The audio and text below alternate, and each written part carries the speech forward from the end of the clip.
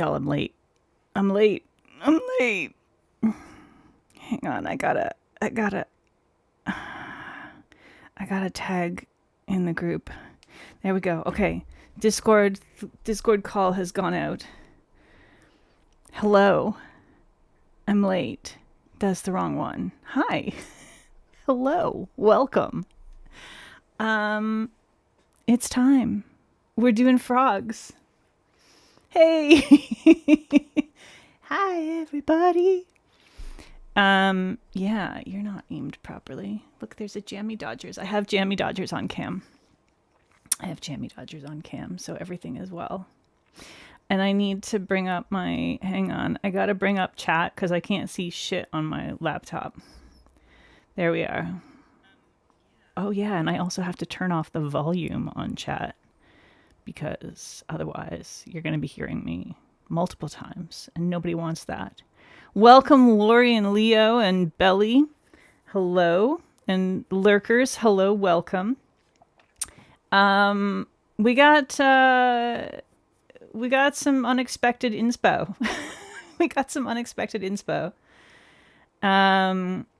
Hey, Mariposa. Doing some swatch stick organizing. Excellent. Yes, Pinky suggested, maybe only partway on purpose, unclear, Fancy Froggers.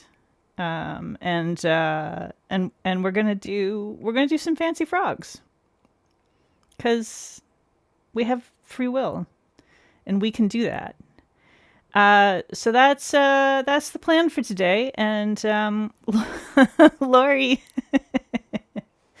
Lori generously sent some wonderful inspo that I think we're not going to take directly from because it's not quite the direction of fancy that I want to go with, but I do think it's worth looking at without sound because it is a copyrighted song. So, but I think that we need to view this inspo because I think I will actually take a little bit from it. Not exactly, but hang on a second. Let me just pull this up. Don't read my DMs, y'all. What? That's not the right thing. Lori, you went and did extra things. Can't do that. Here it is. There it is. Isn't she gorgeous? What a frog. What a lady.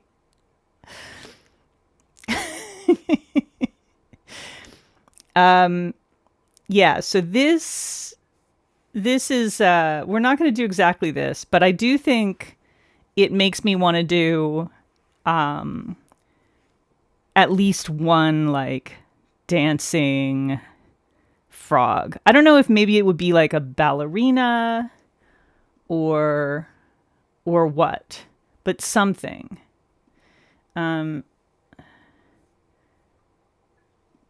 So yeah, we'll figure it out. We definitely have to do a frog with a top hat for sure. I don't know what else. We'll see. But I don't know what we're gonna have time for either. Like, I don't want to spend 500 hours doing an extremely detailed painting on every single nail. I'm thinking, we'll start out with like 2 nails, and if that's all we get to, then that's all we get to. But yeah, I think definitely a frog with a top hat, and definitely like maybe a ballerina or maybe, I don't know, something like that. I just think that would be cute. Zane just had his first home vet visit and he was determined to be a 4 out of 10. What a little shit. That sounds boring. Lurk mode. Enjoy your lurk. Sassy says, I follow a gamer on Twitch and she loves frogs, so she asked if you can share my fancy frog mani when done. Absolutely, of course. You can always share my manis with people. You can always do that. I'm always happy for that. Doing housewife shit and lurking on a different stream. Fantastic. Yeah, hello my baby, hello my honey. Yeah. I actually, oh my god, what if it's two dancing frogs? What if one is that frog doing that a frog doing that dance with the top hat and the cane and the whole 9 yards. And the other one is like a lady frog in like some kind of evening dress and high heels or something. Maybe with a little, I don't know, a little tiara. I don't know. I feel like that could be fun. Tutu and heels. Umbrella, maybe. Hey, Yanelli. Welcome. You have a purple frog and a party hat sitting on the end of one of your polish shelves. I have, what's here in the background of Jammy's, the little Cats Up display here. I have this little, well, let me actually bring it to you. Hang on. Sorry, Jammy, I gotta take this thing for a second. Yes, you're a very good girl. What a good baby cat. Okay. Here. This, these are all from an artist. They're not all frogs. Most of them are frogs. So, this is from an artist that some of you probably know. On Instagram, it's Toku Arts, Toku. And obviously, does a lot of enamel pins, but also other stuff and stickers and things like that. And a lot of it is like extremely unhinged, but like this little guy, it's kind of hard to it doesn't move like a huge amount, and it's harder to move, I think, on the, yeah, there we go. So it moves up to there and then slides down. It moves easier when it's not on this backing. But yeah, so he like slides down the rainbow, and we've got these extremely uncomfortably sexy frogs down here that, yeah. So anyway, this is Toku Arts. Go check her out. And also the little frame that it's mounted in was made by my stepdaughter, Rachel, whose account name has changed. She changed her business name to Assiduous, but it's spelt acid, and then the rest of it is the normal spelling from Assiduous.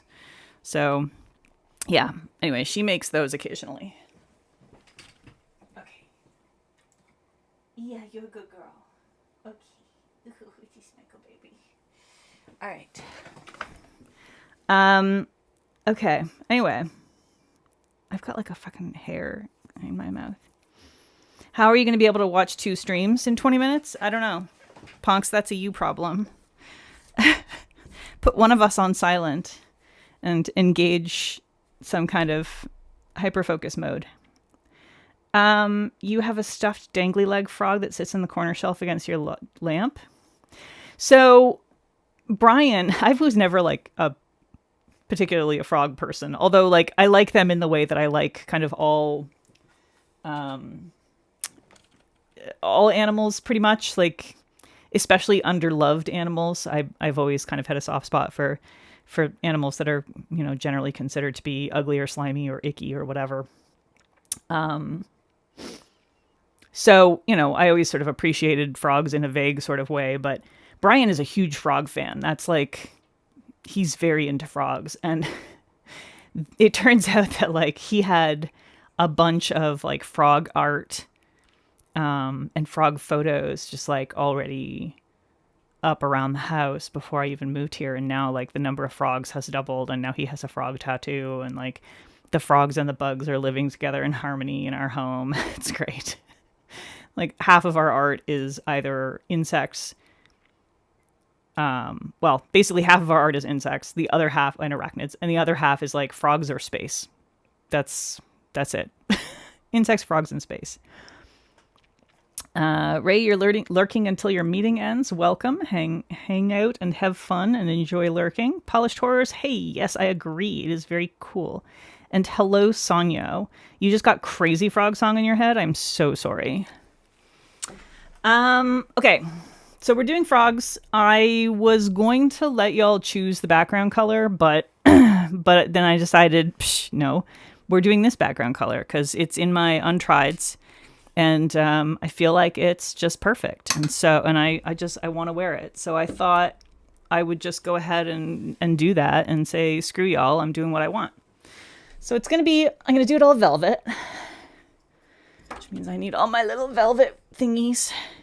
And the reason I'm doing it velvet is quite simply because it's easy to do a bunch on stream at once.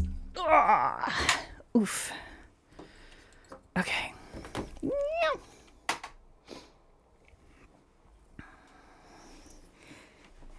Hey, JJ, welcome. Your flog obsession came from a plastic jumping toy frog you got from a Christmas cracker as a toddler. You took it everywhere for years. Your entire family calls them flogs due to you. Listen, ours are hard. I struggled with ours. I struggled with R's and S's. I went to speech therapy when I was a kid. I also haven't done my base coat yet, FYI. So we're going to do some peel off base coat, and then we're going to do my usual base coat over that, and et cetera, et cetera. Never let chat decide we're always wrong. That's not true. That is provably false, actually. Chat has been right many times. But yeah, I did the speech therapy thing for a while, which is why I am still capable of doing a sibilant S when I want to. Because for a long time, a sibilant S was the only way I could do an S. So for a while when I was younger, people would tell me that I sounded like Jodie Foster. So yeah.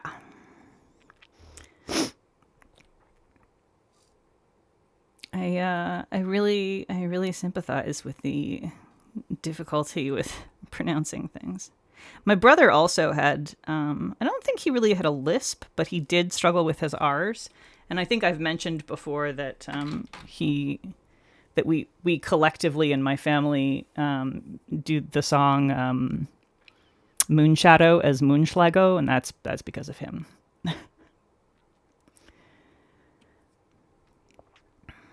Cat, you're also lurking. You have to leave for a bit in an hour to fetch the spawn.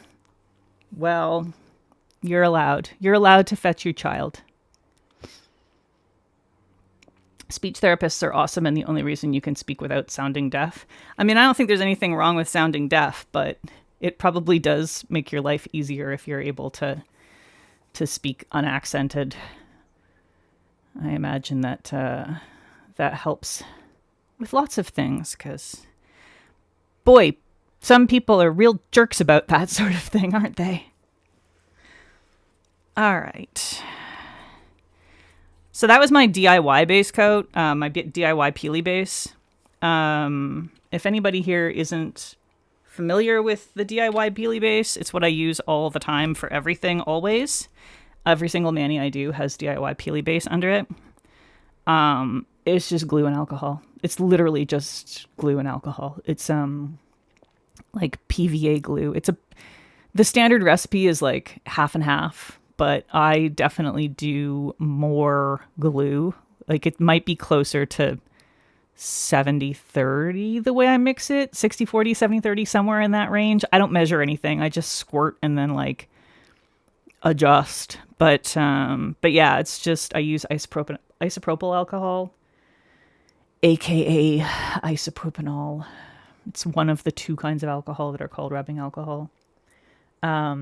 And then Elmer's clear glue.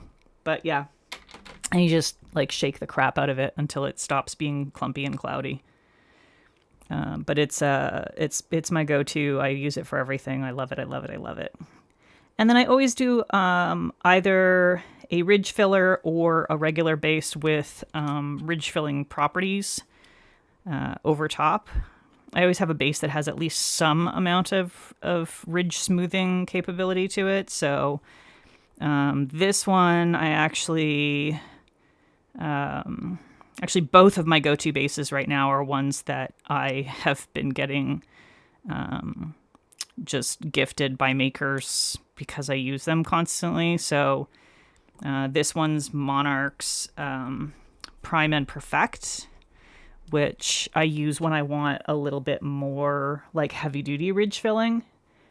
And then the other one that I use mostly for swatching for most brands is the BCB one, which is not technically ridge filling, but it has like a little bit of smoothing properties to it, but it dries clearer. So, Who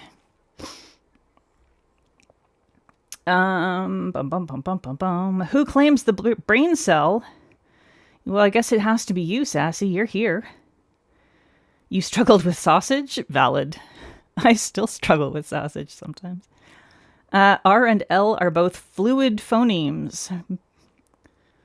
Similar to each other, makes sense. It can be hard to tease them apart. Yeah, and like not all languages even have both sounds, right? So, yeah, more glue in the DIY Peely base. More glue pops a little more easily, but it takes a little bit longer to dry. But as you saw, it was not a long time. And more alcohol lets it stick harder for longer, but it doesn't, and it dries very fast, but it doesn't tend to give as clean a peel, I find. So if you want something that's going to last for like a week, then, you know, chances are you're going to want more alcohol. You know, you might even go more than 50% alcohol on that mix. But it's definitely worth playing around with. If you like to use Peely base, but you want something that's going to be a little bit more modifiable, tunable. You still have your unt, or however you pronounce that. Yeah, that one's basically a PVA glue and alcohol based one as well, isn't it? That's the one that Christine from Holo Taco used to use, and then sort of modeled her own after it. And both of those are PVA and alcohol based. You're constantly monitoring your students for speech needs. Sometimes hard to tell if it's a developmental thing or if they need an evaluation. Yeah, that makes sense. I mean, like most kids are going to have at least some trouble with certain sounds, you know, at some point. And every kid, of course, develops at their own pace. And, like, it's going to depend on a lot of factors. And, like, how much are they speaking at home? Like, are their parents able to, like, interact with them in that way a lot? Do their parents have trouble with pronouncing any of those sounds? Like, there's a lot of factors that are going to go into how quickly a kid is going to get good at that, right? But yeah, I can see it being sort of one of those things you got to keep half an eye on. TH is hard to pronounce, but easily corrected from the go-to F. Yeah. Sassy, you love 60 to 70% alcohol and 40 to 30% Peely base. And wait. Oh, 67. I see. 60 to 70% alcohol and a 40 30 Peely base? Okay, no, I don't understand what you're saying. 40 30 Peely base? What does that mean? Yeah, more glue takes longer drying. But like I said, I usually use like 60 to 70% of my formulation is glue, and like at least in my current environment, it does not take long to dry. Now in the summertime when it's very humid, it definitely takes a little longer to dry. The more humid your space is, the longer it's going to take to dry, for sure. Done eating. You didn't actually check the date on that microwave dinner, and you have a vague memory of it being in your fridge for a while now. Well, good luck to you. I sincerely hope that it is fine. I'm very aware of best before dates and food safety stuff. I've had food poisoning so many times. Like, so many times. Mostly with seafood. And mostly from restaurants. But actually, I think exclusively from restaurants. But yeah, I'm like very careful about food safety stuff. Also, like just background in microbiology, etc. I don't necessarily always go by, like, the best before dates aren't always accurate or reasonable for each food type. There are certainly kinds of foods where you can use your judgment, go by what your senses are telling you. If it smells normal and it looks normal and it tastes normal for certain categories of food, that means that it's going to be safe. For other categories of food, it absolutely is not reliable. So you kind of need to know which categories you can trust that with and which you can't.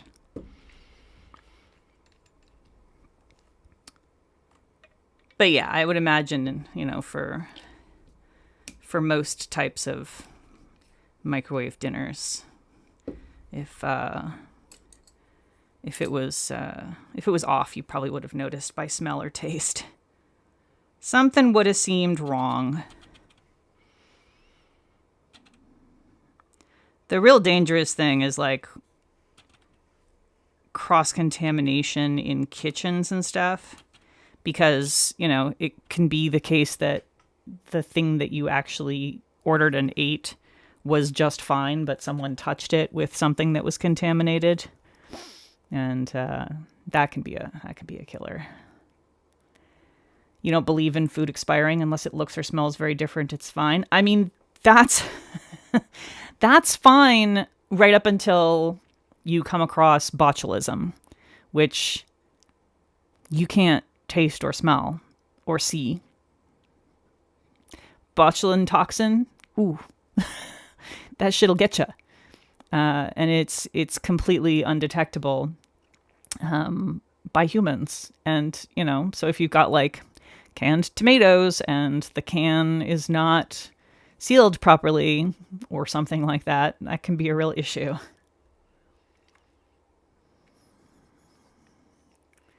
You threw away a whole pack of in-date chicken breasts today because when your husband opened them, you could smell it from a distance. Yeah. With things like meat, you can absolutely trust your nose. You can totally trust your senses with that. Don't fuck around with seafood. Yeah. With leftovers that you make, you go by how long it seems edible. Yeah. Yeah, I mean, for a lot of stuff, you can just be sensible about it. Hey, Bunket, welcome. Yeah, I figured that was what you meant. Eating seafood, yes, good.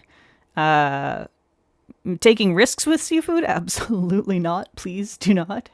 That's actually almost all of the times that I've had food poisoning have been seafood. And actually, there was like a year-long period where I got food poisoning multiple times in 1 year, all from seafood, except for once. The final time was not, I did not eat seafood.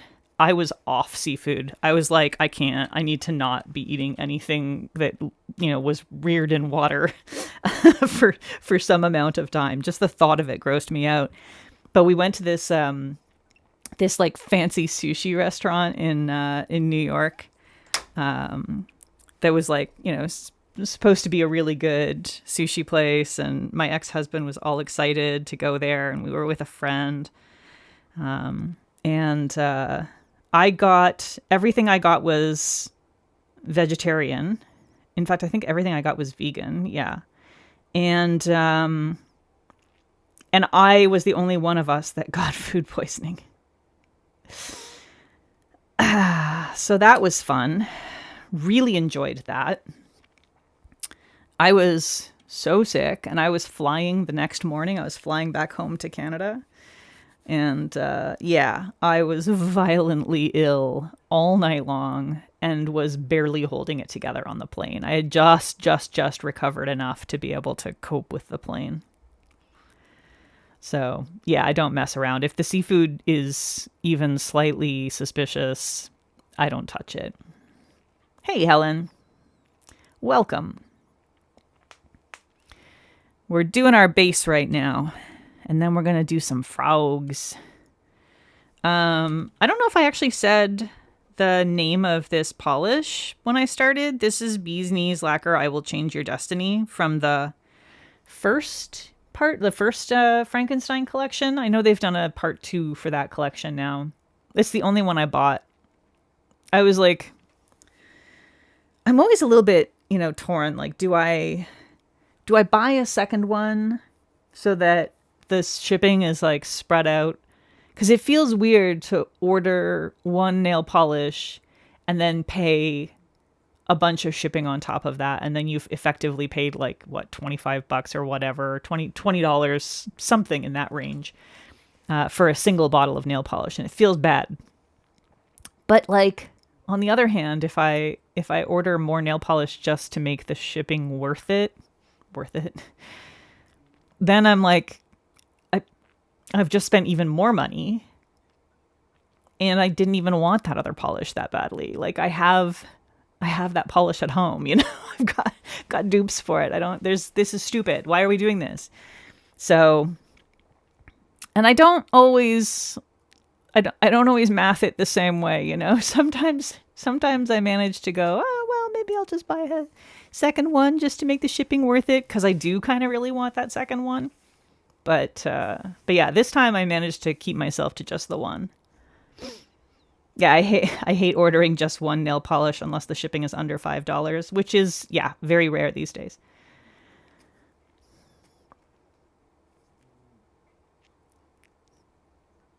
But yeah, like, it's still cheaper than buying a whole second polish, right? Like, I struggle. This is why you reserve most of your buying to PBE now. Yeah. You almost always have to girl math to make shipping worth it. Valid. JJ, you spent years thinking you were safer from food poisoning as a vegetarian. Then the great romaine lettuce E. coli outbreak happened and the illusion was shattered. Yeah, I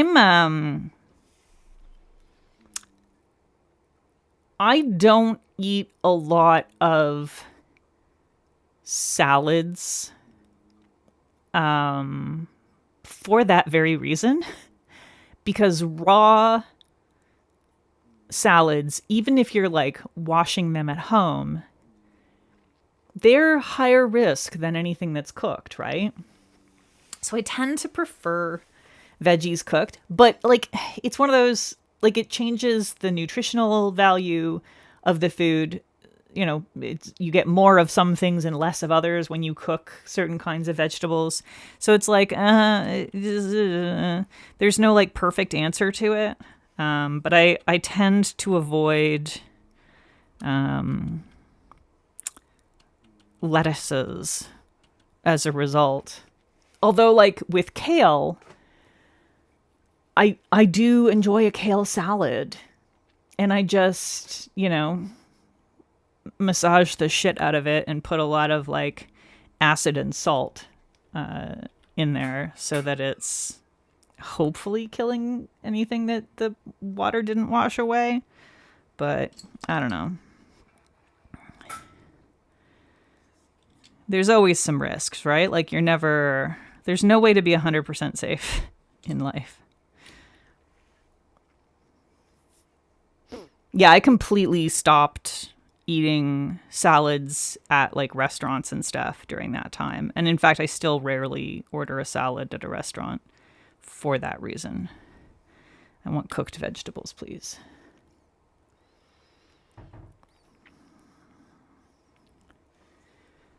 Babe.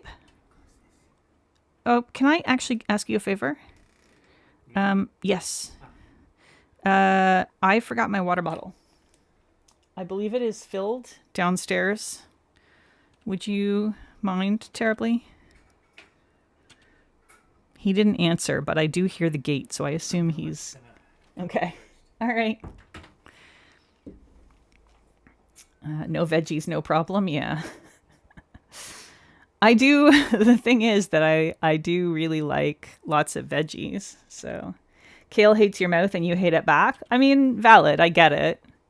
Kale, I think, is just one of those foods that, for me, it needs to be treated correctly, right? So I really enjoy it if it's like thoroughly massaged or cooked in the correct way. I love kale chips.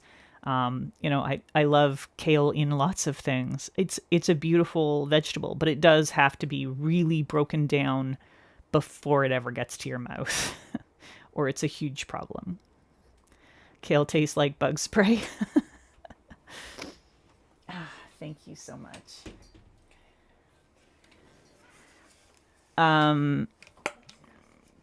Yeah, some people do have like oral allergies to lots of things like that. Yeah, I freaking love kale chips. They're delicious. You thought it was stupid, but it has to be prepared right. Yeah. It does seem a little bit like anytime there's a food that we have to go to great lengths to make good to eat, I think. But like, weren't there tastier things that didn't take this much work? Like, couldn't we have just gone with those things? But on the other hand, there's something nice about the more robust, for me at least. I like the more robust sort of mouthfeel for a kale salad that's been well massaged. And I like the flavor of it. Yeah, the oral allergy syndrome and like oh my God, pineapple. Pineapple is brutal. Listen, the problem I have with pineapple is not the problem most people have with pineapple. I don't get that burning thing in my mouth until I have eaten at least half of an entire pineapple. And it doesn't stop me. I will continue eating right through that. That feeling with pineapple is the feeling of the pineapple digesting you back. It is breaking down the cells in your mouth. And I'll just keep going because that's tasty shit. Cooking it does help a lot, though. If you're someone who is very sensitive to pineapple in your mouth, but is fine with digesting it, it's often the case that that cooking it will break down the proteins enough that you can eat it and enjoy it. Yeah, dill pickle chips are so good. Can't eat pineapple or mango. Yeah, that's really common. You'll continue your romance with spinach. I really like spinach. I've always really liked spinach. Even as a kid, I loved spinach. It was actually my favorite green vegetable for a long time. But the problem for me with spinach is that because we grew it in the garden for so much of my life, I got spoiled by like just incredibly fresh, tender, perfect spinach. And, when you buy it in bags in the grocery store, it goes slimy and gross so fast. It's just like, ugh. It gets that, it's nasty. 'Cause it's such a delicate leaf, right? Like it doesn't take any abuse at all. It's like immediately just collapsing to the ground and crying. It's like a soccer player. So yeah, I do enjoy spinach. I eat a fair bit of it. It's good, but I always want to get it. Like as soon as I buy it, I want to cook it up right away because otherwise, or eat it, whatever. It's gonna be nasty so fast. Nothing stops me when I want to eat something. That's exactly correct. I have done terrible things to my mouth and my stomach because a thing tastes too good. And I don't learn. Like I'm 50 years old and I will still eat an entire tub of those cinnamon candy hearts in one sitting if I don't like physically restrain myself. And that stuff will it'll tear up my mouth. It'll make me shit red. Like it's bad. It's bad. There's no part of eating that much cinnamon candy hearts that is like okay. And yet I cannot stop myself from doing it. I'm only allowed to buy them once a year. I get them at Valentine's Day, and that's it. They changed the Lay's pickle chips, and you're going to riot. You got Auntie something dill chips. Oh, I know the ones you're talking about, and I can't remember the name of it either. They're good, though. Yeah. Farmer's Market spinach is, in fact, the best answer. Exactly. You and cinnamon gum, when they first came out, you couldn't taste anything for a week. Yeah. Acid reflux puts you in your place. Yeah, I don't let acid reflux stop me either. And I do have chronic reflux. I've gotten, that's one thing I have gotten better with over the last few years. Because like I actually have a hiatal hernia and I'm taking omeprazole twice a day to just like control chronic heartburn. And like I didn't take it too seriously because I didn't really fully understand the risks of chronic acid reflux until Brian developed esophageal cancer, and literally his only risk factor and the definite cause of it was chronic heartburn. He had acid reflux for years and years and years, and it was just not taken as seriously as it should have been, and it literally ate away at his esophagus. And so that's one thing that if something makes my heartburn worse and like even the medication is not enough to counteract it, I'm not doing that thing anymore. That's all there is to it. Oh, Mrs. Vicky's is very good as well.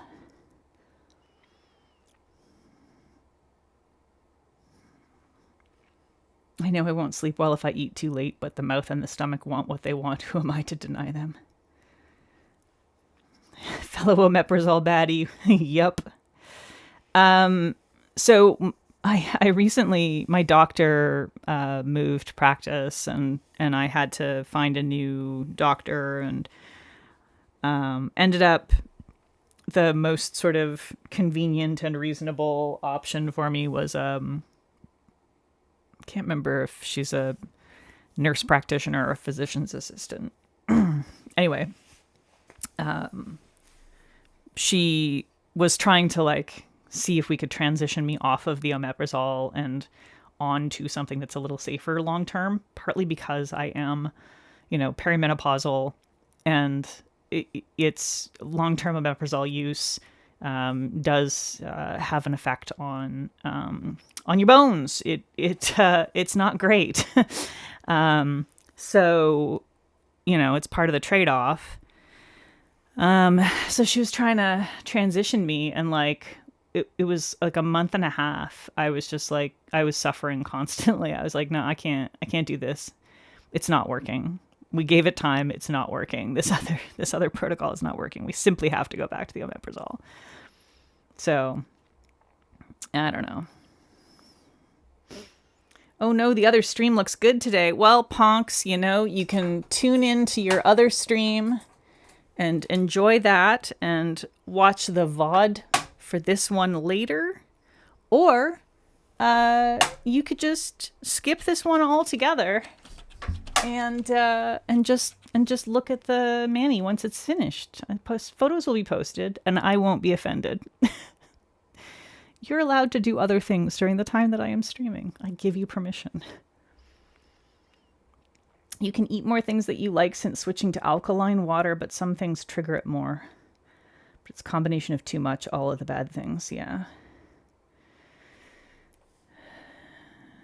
Yeah, for me, it's interesting because like there's like the usual triggers, like like super spicy stuff, especially like things with tomato, things like that. And like alcohol is a known trigger, But I find that there's only specific kinds of alcohol that trigger for me. So like certain kinds of beer are significantly more triggering for me than others. Ales, totally fine. Like amber ales, nut brown ales, totally fine. No issue. A lot of lagers and pilsners, though, just destroy me. Like two of those, and I'm going to be sitting up with heartburn half the damn night and munching on Tums despite my double omeprazole. So, where did I say my velvet magnets were from? I did not say in this stream, Helen, but I will. They are 3D printed. My stepdaughter printed them for me, based on a design by Ray, who is here in the chat. And she has I believe she has the designs linked on her Instagram, which is Ray, REI, diligently procrastinating. I think I've got that right. But yeah, I think she's got all the designs linked. So if you have access to a 3D printer or someone who can 3D print for you, they are the best velvet magnetics that I have found that are not the 30-pound horseshoe. In fact, I think they are as good as the 30-pound horseshoe, but less of a pain in the ass to deal with. And, you know, I really like it because I can actually have multiples of them lined up and I can deal with them together at the same time. They will crash together, you know, if I don't control them carefully, but as long as you're like sensible with them, they're significantly safer than using trying to use multiple 30-pound horseshoes or something. Yeah, there's Ray. You've learned certain peppers and spices are worse than others. Some are okay and some you can't at all. Yeah, I can't do sriracha at all. Sriracha and Tabasco destroy me. But I can eat literally all the gochujang. No problem. Now, part of that is like gochujang is a little less spicy, but it's also like just different. It's just different in some fundamental way. Like a drop of Tabasco in a huge amount of food is not spicy, and yet it will give me heartburn. I can put a fucking cup of gochujang in my noodles and it is fine. It's fine. I can just eat that. No problem. Never hurts me. Coconut oil takes you out. Really? Interesting. But other oils are fine. Yeah, it sounds like you might have a sensitivity specifically. Bananas give you heartburn. Oh, man. Yeah, I've never had that issue with bananas. Omeprazole. All right, should we get to our little froggy friends? So the reason I chose this background color was because I figured it would be like sort of vaguely swampy. So I'm gonna I feel like I should do a couple of like lily pads. So if we're doing two dancers, we should do them on these two nails. I'm thinking a lily pad at the bottom. And then they'll be like standing on the lily pads dancing. And then we can, maybe do some lily pads with some actual like lilies on these on these nails rather.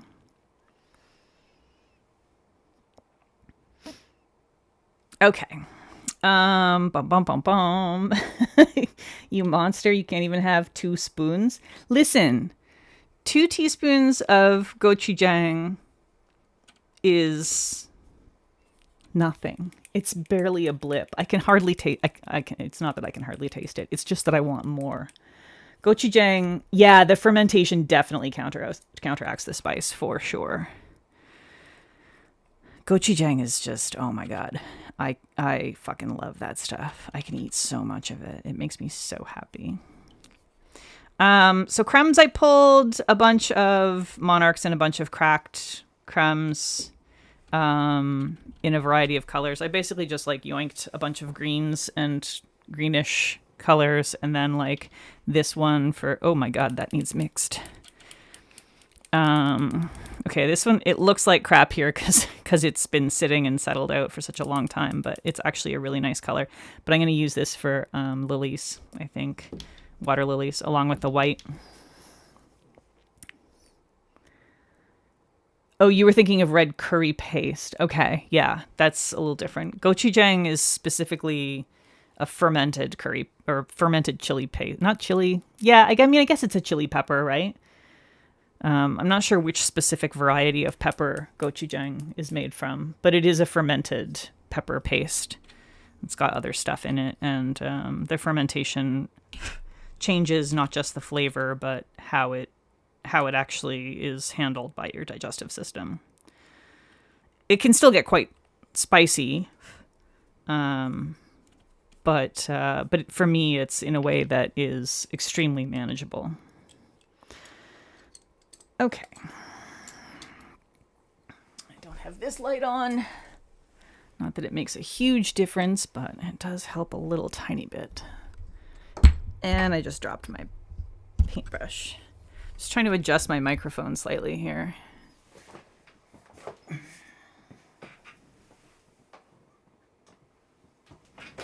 Don't want to be biffing my forehead on it.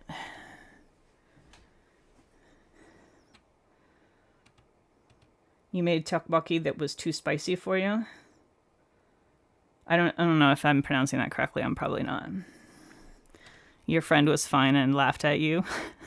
I love that shit. That's actually one of my favorite things. That and dakgalbi. Just brilliant, brilliant foods. Korean is like one of my favorite food worlds. Korean and Persian are my two favorite types of food. Like by a lot. By a huge margin. There are lots of other types of food that I love. In fact, it's difficult for me to find a type of food that I don't love, or that at least doesn't have things that I love. But those two in particular are the best for me. Starting out with just a couple of simple water lilies here, lily pads rather,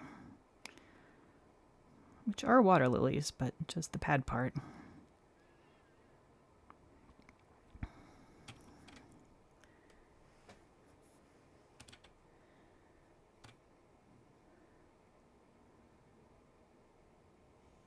You got to go out and get acetone.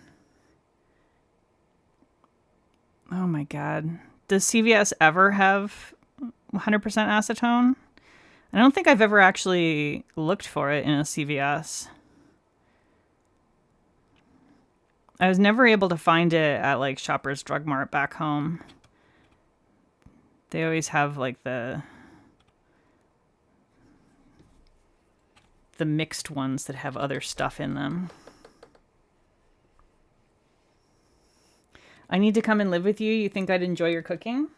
I mean, if you're doing the cooking, I'm down. That's fine with me.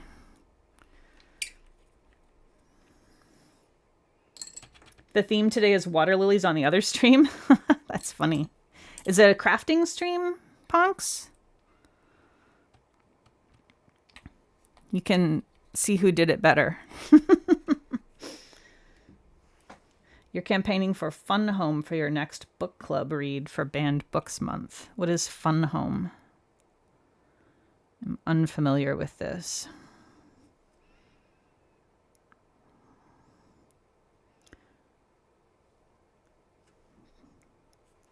Just doing a little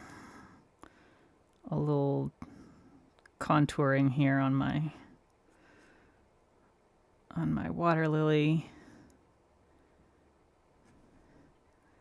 Get some suggestions of veins in here and highlights and whatnot. Not that it's going to be super noticeable anyway, because most of it is probably going to be covered by frog feet.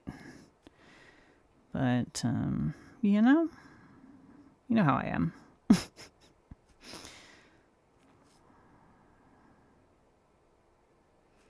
Got to get all that detail in there. I've never heard of Fun Home. I'm unfamiliar with this.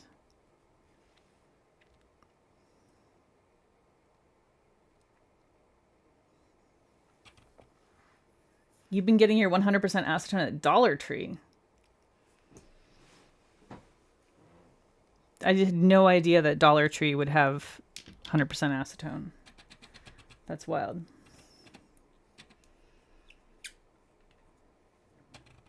Interesting. I don't think I have a Dollar Tree around here.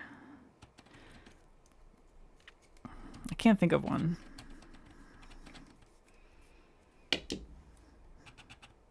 Although, maybe I just haven't noticed it.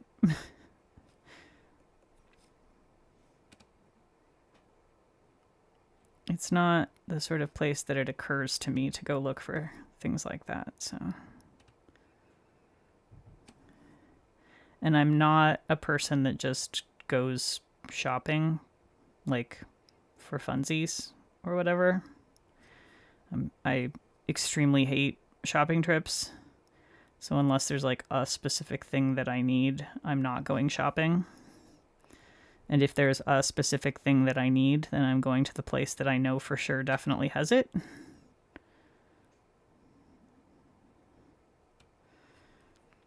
But it seems like Dollar Tree has a lot of stuff that, like, the dollar stores back home didn't have. So I definitely would, like, pop into the local dollar store when I was back home in Toronto from time to time if I needed something that, you know, something simple like cotton balls or whatever. And, like, they were okay, but it was like 90% just plastic junk that I didn't really have any interest in getting that stuff. So I didn't get in the habit of going there.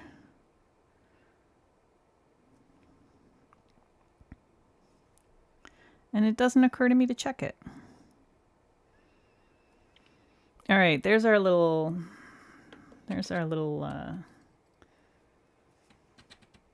lily pads. I don't even know if you can see any of the detail in there, but that's fine. You like the walking around part of shopping? I hate it so much. I love walking in nature. I don't want to walk where there are people and smells and sounds. I hate everything about that. It's the worst experience for me. The idea of just, like, going shopping in an untargeted way. Do not want that. Back home, there's a dollar something around every corner. Yeah, some neighborhoods are really like that.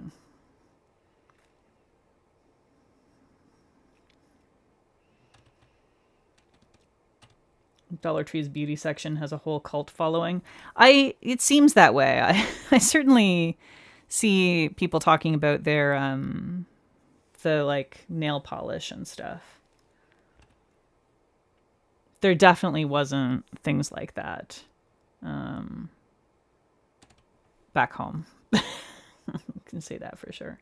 You went for a gorgeous hike the other day and there was this dude blasting his music and you were so mad. And people with unleashed dogs, yeah. Fuck those people. Unleashed dogs don't seem to be a huge problem around here, thankfully. But yeah, that would drive me goddamn crazy. All right, so I'm thinking, like, more these kinds of colors for the frogs, rather than the, like, cleaner green colors that I was using for the lily pad. Like, in my head, these are plant greens and these are frog greens. Even though plants can absolutely be these colors, but I don't know. You saw the world's smallest mountain range. Was it like a miniature village that a train set runs through? Yeah, people who play their music on speakers when they're, like, out in nature, straight to jail. Straight to jail.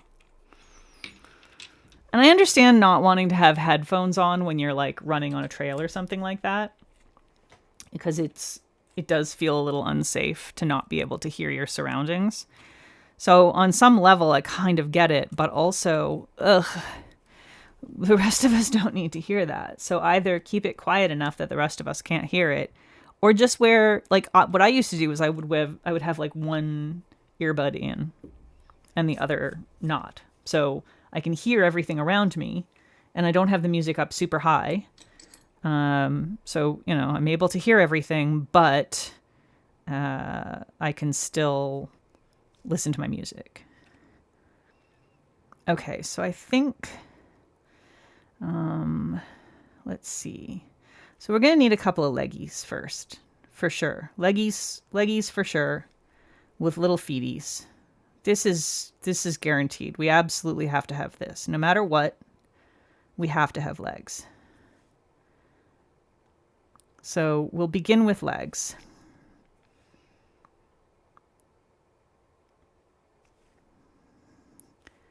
And I think this is going to be the lady frog.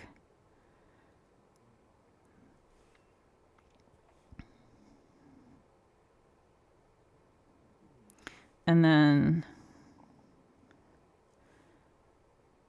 so there's lady frog's legs. And then dude frog is going to have one leg kind of doing a backy thing. And one leg kind of like this. Why? I don't know. It feels right. Okay, so that's like general leg concept. Enjoy your leg concept. And I think they're both going to have kind of just like a big kind of froggy kind of shape like this. Kind of a pear-shaped kind of body.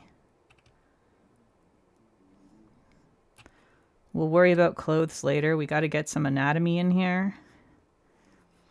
And then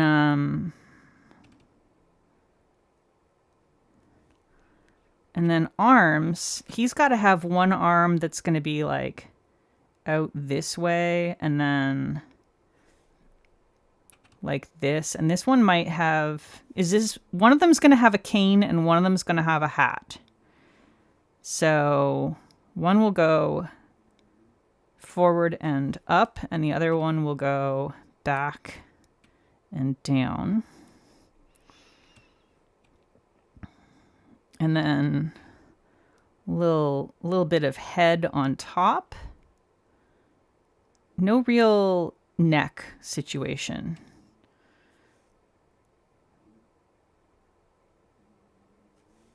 Frogs, not really neck hovers so much. Currently looking a little bit lizardy, but we'll get there. People driving with headphones on, what even is that? Yeah, people playing music without headphones, but just like quietly to themselves. That's completely fine. I do not understand people who want to go out in nature and blast their music. It's such an alien concept to me. I'm like, what are you doing? Okay, what are the lady frog's arms going to be doing?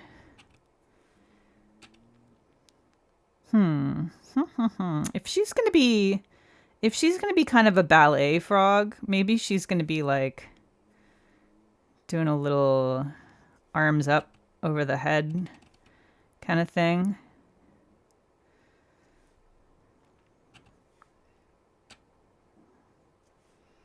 And then there's her little head. This might not work out well. We'll see. We'll see how this goes. I might end up having to change that. Actually, you know what? I do have to already change that because there's no way I can make her head work that way if I have both arms up. Because I'm not going to have space to make it look froggy. So instead, we'll have one out like this. We'll start with that. And then she will be looking a little bit toward him. There we go. All right, we have basic body shapes. Basic body shapes.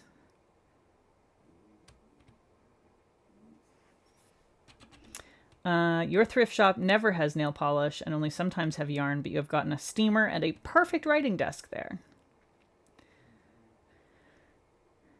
Yeah, I never really got super into thrifting because I don't like the whole experience of shopping. And so for me, thrift stores are just exactly as hellish as going to a mall or any other store. It's all bad for me. I like the stuff I can find there, but I don't like the experience of shopping there. So I tend to avoid it. Hey, Tina. Welcome. Enjoy your lurk. Ribbit ribbit to you as well. Oh yeah, people texting and driving is wild. Love watching you work. Just swoop swoop. Here's a frog concept. You saw someone driving with a full headset on the other day? That's weird. People who hold their phones like a sandwich and have conversations on the speaker in public. You mean these people? What are you doing when you do this? What is this? Where do you think the microphone is that, like, how sensitive do you think the microphone is that you need to do this? Like, yeah, the microphone's on the bottom in most phones. Sure, okay. But, like, this is fine. You're not closer to it this way. You just look dumber. I don't get it. I don't get it. And yeah, then you have to have it on speakerphone if it's like that. It's not good. It's not an improvement.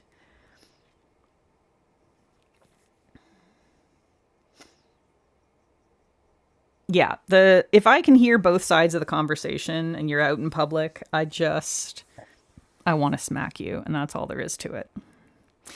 Okay, let's think about clothing. So I think his top hat has to be... Do I want his top hat in this hand or in this hand? I think I might want the top hat in this hand. I mean, it kind of works either way. It probably doesn't matter too much, but...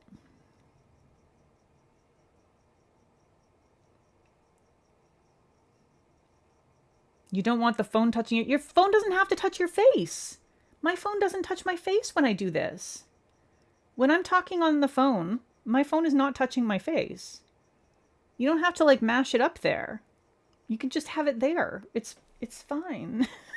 It's just like, I don't get it.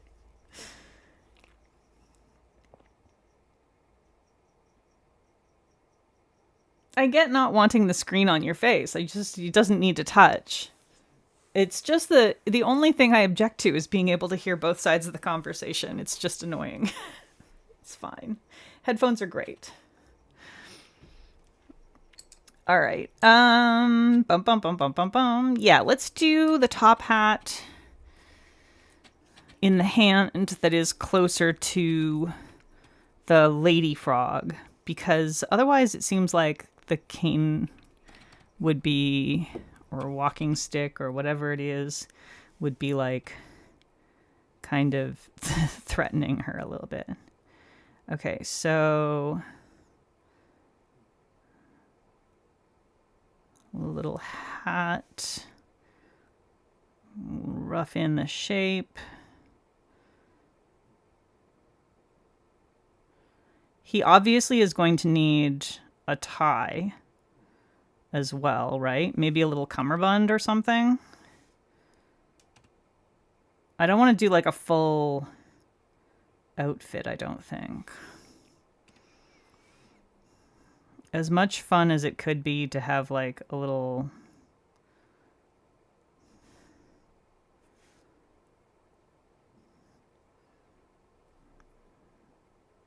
tuxedo. I don't know if I really want to paint a whole tuxedo. Know what I mean? All right, so that's going to be his little cane, his little top hat. Is he going to have a cummerbund? Or is he just going to have a tie? If we do the tie, then it's going to be like this. Yeah, it might just work better to just have the tie because otherwise I think it might be difficult to tell what is what.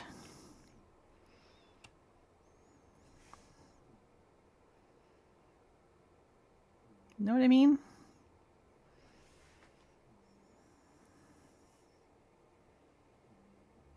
You can hold it how you want. That's fine.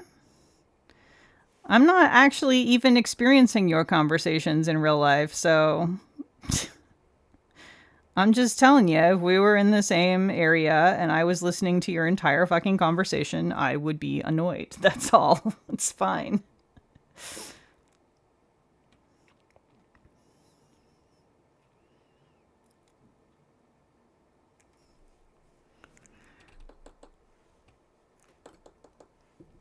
You're more soothed by listening to a musical than you are by having a public conversation. I'm more soothed by seeing bugs and not having humans around.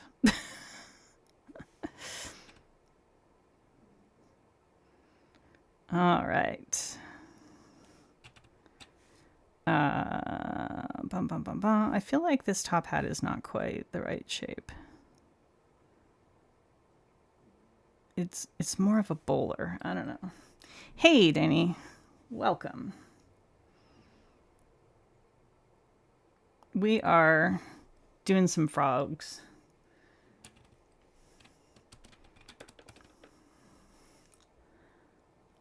Yeah, I totally get overstimulated when I can hear people's conversations because I can hear too many things at once, and it's very. It gives me. Just it's not even anxiety. It's like it's just I can't focus when there's too many other things like that. Oh gosh, being outside in a thunderstorm is wonderful. Wonderful. What a great feeling to be outside in the middle of all that weather. It's so good. It's so good. As long as you're like in a place where you can just run inside as soon as you feel like you're done experiencing that, and then, you know, go and change into something dry and warm. But yeah, the experience of being out in a thunderstorm is fantastic. I love it.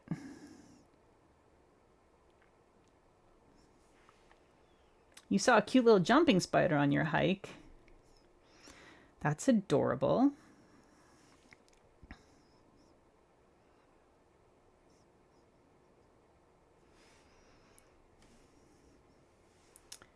You always try to get bug pictures for me. Thank you, Sonia. I love my little buggy friends. I'm very excited that proper bug season has started back up again in my region.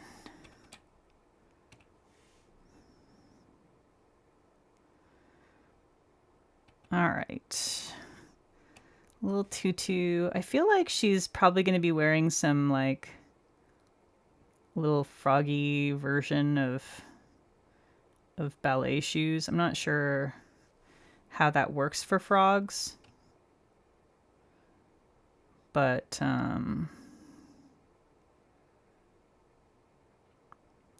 we'll see what we can do here. It's probably something like that. Is she wearing a little... I don't know. You know what? I don't think that she needs to wear a top because frogs don't have boobs. I think it's fine for her to be topless. Yeah, as long as you're... All right, no arguing in the chat, y'all. Just drop it. It's fine. Metal Roof with Hard Rain, very fun. Tropical Storms, delightful when you're like under a shelter and not in danger. I have been in a tropical storm, and yeah, you don't want to be out in it. But being just like able to watch it from a safe spot, delightful. I'm very into that. Okay. Now, next up, we are going to need. Oh, you know what? Her tutu definitely needs to have some white in it. It's giving Frog La La Land. I never did see La La Land. She needs a tiara. I considered that. I even brought out a gold stamping polish in case we decided we wanted to do that. But I also thought, what if flower crown?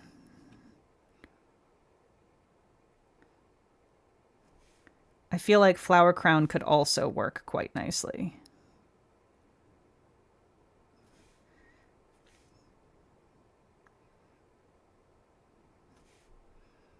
What do we think? Gold tiara or flower crown to match the tutu and the flowers that will eventually also be here.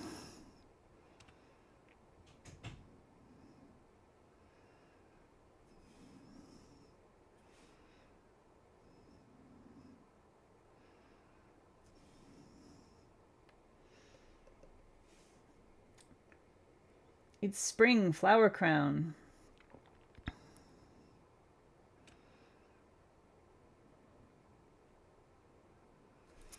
All right. I'm into that. All right. So I think we'll have to do that after we give her a little bit more sort of contour though, because that's going to like directly impact how her face goes. Mutilated Mannies, where do I get my nail art brushes? You can't find them for a reasonable price? Okay, well, here's the thing about my nail art brushes. They're not reasonably priced. So this one is from Starly. And I think they retail for like $18 each. I've been using this one as one of my 2 workhorses for a year, maybe more. This is my more detailed brush. It is starting to, it's starting to get a little bit frayed-ish. But I try to take decent care of my brushes and like clean them and oil them. But yeah, this is starting to not be quite as good as it used to be. So I did buy myself a backup. The other workhorse that I have is from Cirque. And this is also, this is the one that so I have 3. I haven't cracked open the other 2 yet. And I've had these for, what, 3 years? I think. I can't remember how much these are. They're much cheaper, but very good. And then the rest of the ones that I have and use regularly are mostly just like Amazon cheapies that honestly work just fine. They're fine. I've bought like 2 Amazon sets for like $10 each or something like that. And they're very hit or miss, I will say. They're very hit or miss. You might get a decent set and you might get a set that is absolute garbage and falls apart in no time, and that's just a risk you're going to take with those. But for $10, it's not the worst risk. But I really, I definitely use almost entirely the Cirque and the Starly at this point. Is it $15 for the Starlies? Or $18? Yeah, the Starly ones have also sold out really fast. Really, really fast. They're 15 US, Linry says. Okay. You can get liner brushes from an art store, similar price. The like model painting, like, you know, ask your local D&D nerd. All those model painting brushes are going to be also, similar price point, but very, very good. Yeah. It's just like your standard, like you're not going to get this kind of thing at like Michael's or whatever. And yeah, the HT brush set is not great. Okay. So let's start getting some contour in these babies. You're a local D&D nerd. Listen. Or like the Warhammer nerds. Those Warhammer people, they have all the best painting equipment. They're going to know the good shit. It's just in my mind, the Warhammer people and the D&D people are the same people. There's a lot of crossover there. There's a lot of overlap between those groups.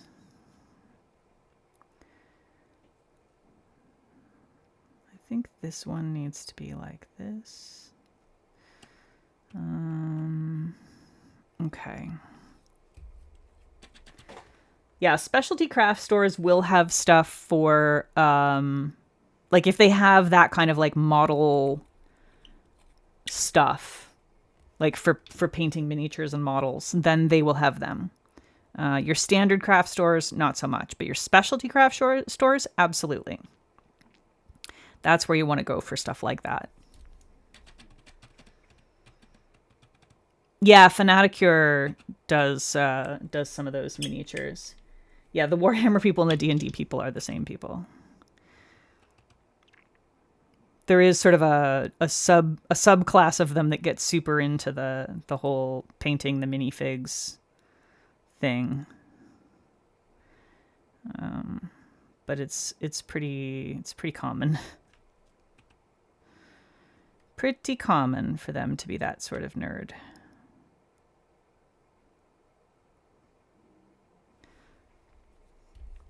HT brushes do fine for you because you don't do nail art. Yeah, I mean, there's like different brushes for different purposes, right? And the HT nail art brushes are fine if you don't do like super detailed stuff. If you just want to be able to do some sort of, simple nail art and you're not looking to do realism or whatever, then they're great.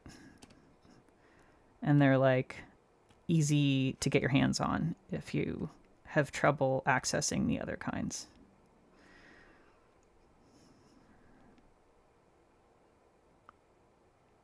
I'm gonna have to start adding in some whites and some white and some darker, like probably actually add a little bit of black for this one. It should work just fine. I often, as some of you will know, I often avoid using black to mix in for shadows because black can really mess up your colors, but it actually works just fine for these sort of dark greeny muddy colors, because most blacks already have a little bit of that undertone.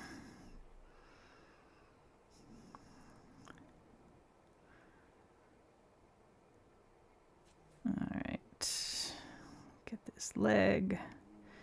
Definitely going to have to do some white added in here for highlights.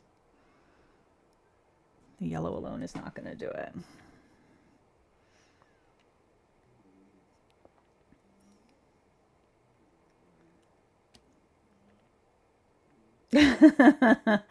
My boyfriend found a peely and panic screamed, "You lost a nail."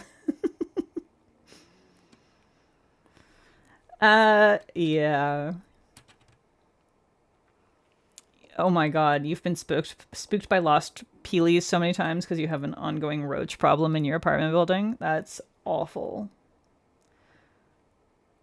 I could totally see that being a problem. Brian, of course, just knows about the peelies, and he's just like, "Oh, you lost a peelie. Found one of your peelies."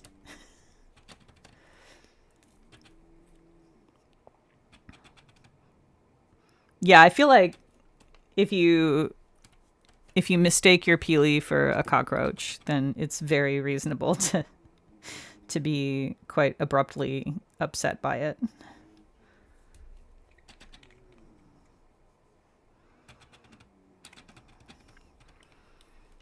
I personally am not upset by cockroaches, but I would be concerned if I found the pest species in my house. I do occasionally find a wood roach in the entryway, but wood roaches don't.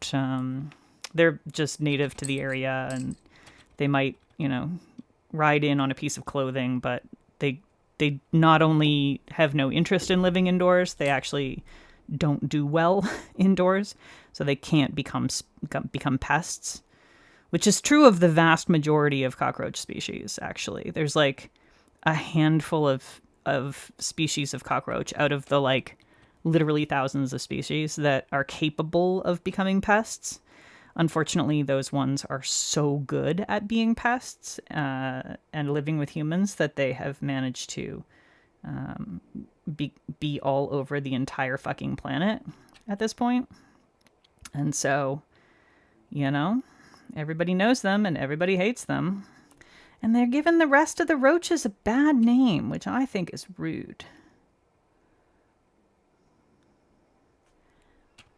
All right, we're going to give this lad a little bit of a paler belly, because froggos often have that. And I think that will probably help with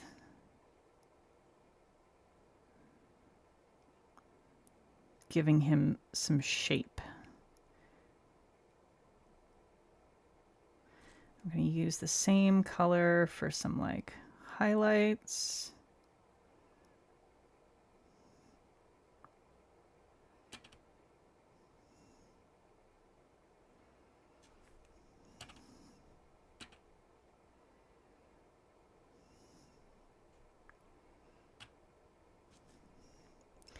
All right.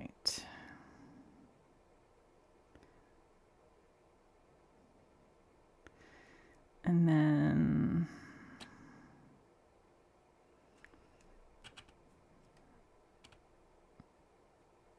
whoop. And then I think we need to like blend that out a little bit on the sides, so it's not too much like a, just a light circle. It needs to be a bit more blended.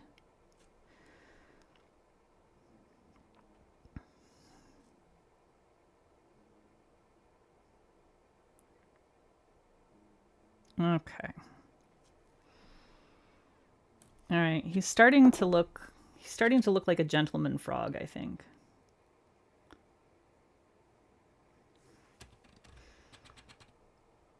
A few times you've gotten out of the shower and freaked out because there was a little dark thing stuck to your body. Yeah. Yeah, it's hard to avoid having some cockroaches occasionally if you're living like in a city, especially in an apartment building. Oof. They're gonna show up. It's just gonna happen. You just gotta find ways to cope with it.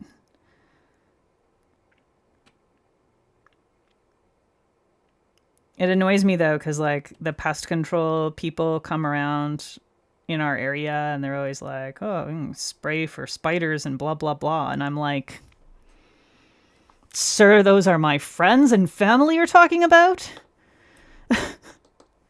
Get the fuck away from my babies."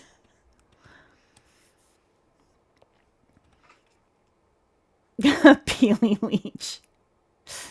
Oh yeah, Ray. I mean, all apartments I think are definitely a risk for roaches. Like that's just a given. But I used to, at one point in time, live in student family housing in Toronto. So it was basically, there were like a pair of apartment buildings that were owned by the university, and and like if you were married or had kids or were like, you know, common law, whatever, cohabiting in a relationship, you could apply to live in this student family housing. And it was like basically the only way that it was possible to actually afford like a you know, 2-bedroom apartment in downtown Toronto while being a student. And yeah, so I was living in that for a while with my ex-husband, and they were I will say they were very good about regular pest control treatments. Like they were on top of it. They were constantly doing pest control treatments. They would come around every single month and do every single apartment. But like we had a garbage chute, and not everybody was equally good at keeping their apartments clean. And we're in a downtown area, and it's a large, older apartment building, and there were restaurants on the main level of the complex. And like, it was just sort of like, you're guaranteed to have cockroaches.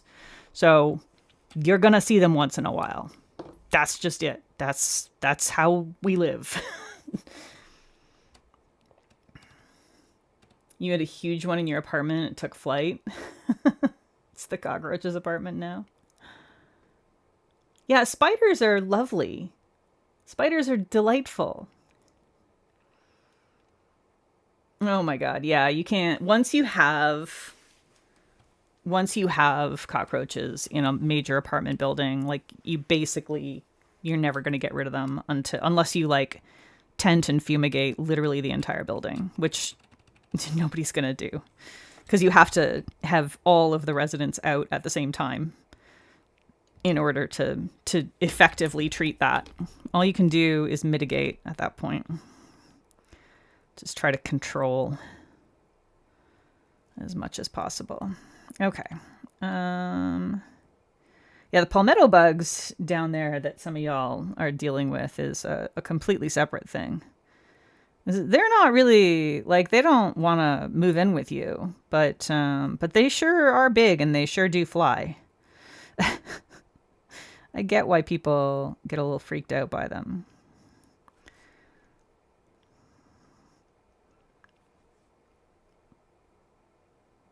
I'm trying to, yeah, see, this brush is like, it doesn't do as well with, because it's starting to fray and it's a little older now, it doesn't do as well with the like real runny, when I thin it out a lot, it doesn't cope as well with that.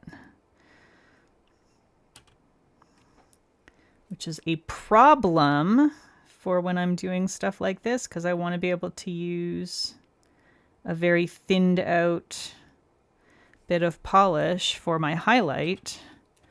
I'm gonna have to, I've been stubbornly avoiding opening up my new one, because I don't know why.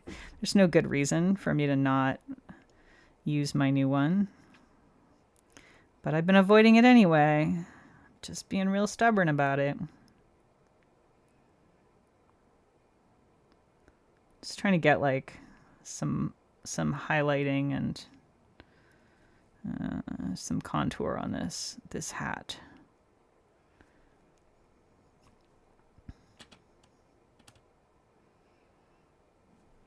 Hopefully you can even tell that it's a hat. I don't know.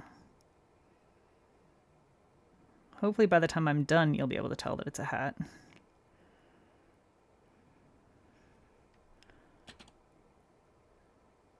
I need just the tiniest little, thinnest little...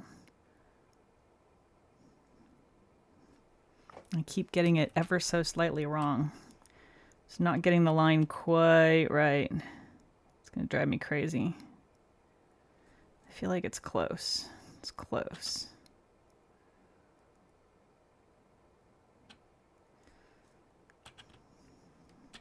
Why am I like this, y'all? Why am I like this? I'm fairly certain that's a hat. Is that a hat? Can you tell?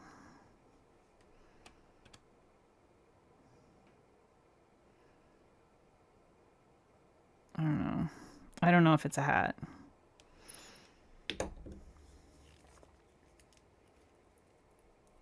Yeah, one thing you've learned about dealing with the German roach is that the palmetto bugs are not actually pests. Yeah. Yeah, I get it freaking you out, but it does, I think, help to know that they're not like trying to move in with you. They're just, if they're inside, it was an accident. They would probably like to leave. Thank you very much. They're panicking a little. They don't want to be here. Oh God, oh God. Please help. Yeah. They're not interested in any of that.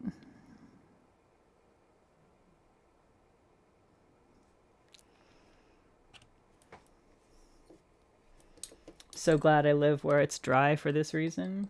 Yeah.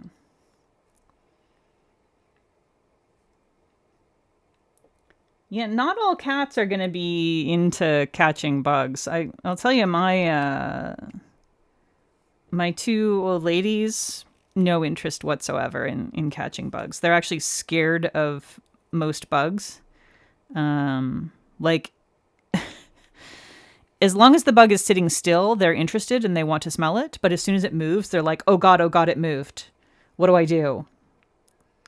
Except for Timony. Timony is great. Cinna will occasionally be like, oh, interesting. One of those toys I used to eat when I lived outside and had no choice in the matter. There we go. Suddenly it became a hat.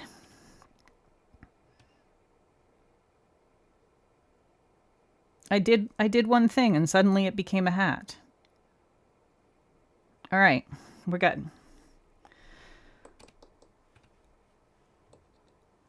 But yeah, Cinna mostly just ignores them. But Timony is very into it. Dry does have fewer bugs, is true. Wasp infestation in your chimney is not ideal. All right, next, let's start working on the lady. The lady. Ma'am.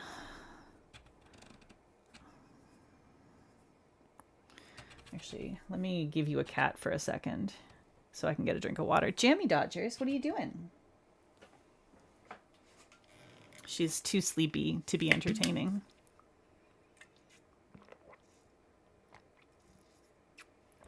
Your dogs eat all the sky raisins.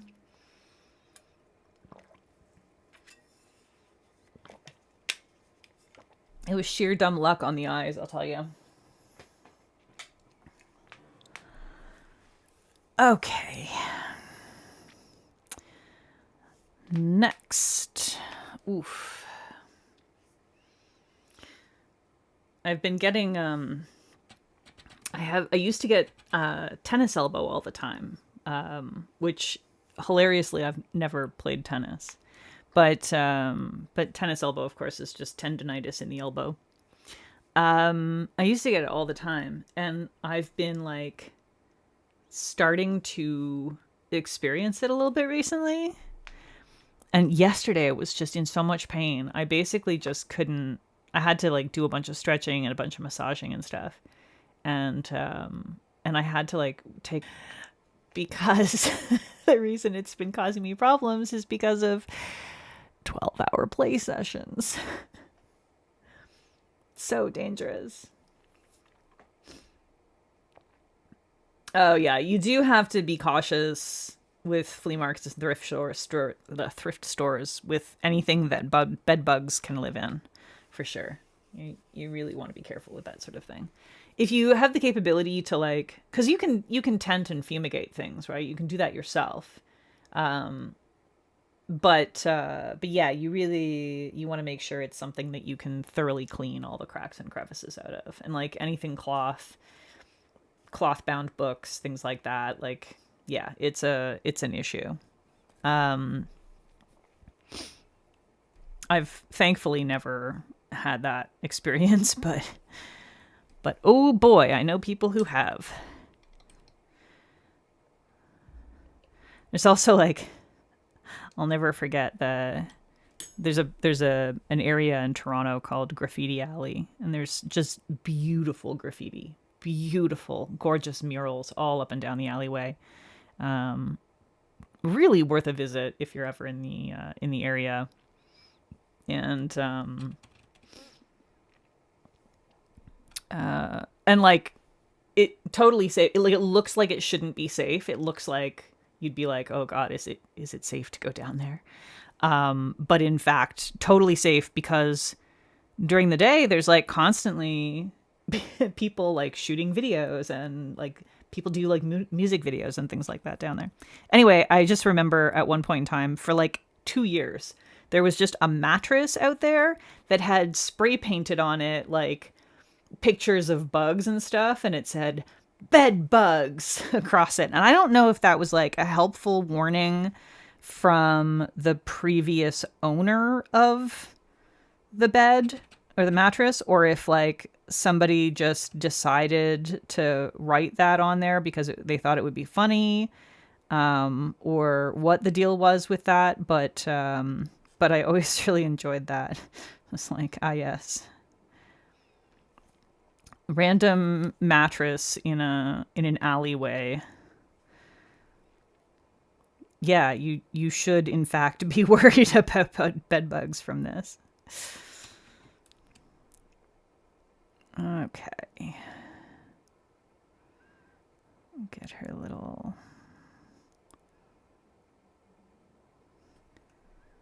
arm there. Oh, I don't want that much highlight. We'll have to backtrack that a little bit. That's okay.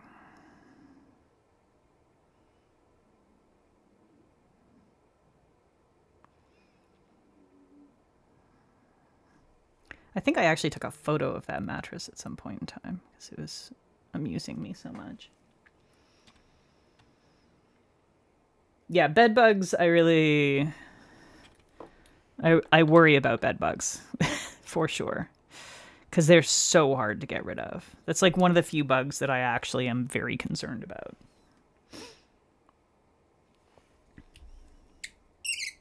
Yeah, they do exist all over Europe, Pinky. I think some regions more than others. I know that like areas with a ton of immigration and a ton of tourism tend to have more issues, but like any city is going to definitely have bed bugs. But you know, if you don't move around a ton and you aren't like traveling a lot and things like that, it's and you're not picking up random, mattresses and such off the street, you're probably going to be fine.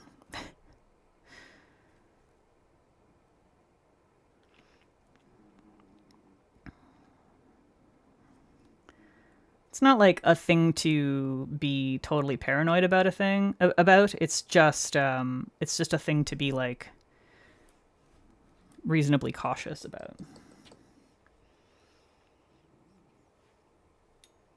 Yeah. Thrift stores they definitely wash clothing and stuff. Yeah, yeah, yeah. Oh, five-star hotels can't have them. Yeah, of course they can. Of course they can.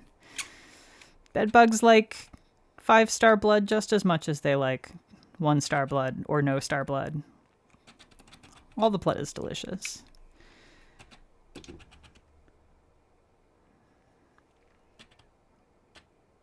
Any place can have them.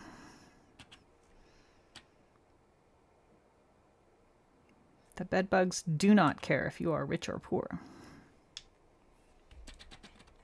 But yeah, if you're never going to hotels, if you're never staying in hostels, if you're not like, moving around a ton, and you're not picking up random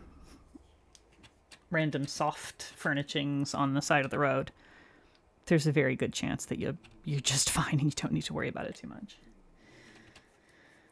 They're all over public transit in Paris. Oh, I could see that. Yeah, I just have a policy of never putting soft things on the ground or on soft surfaces.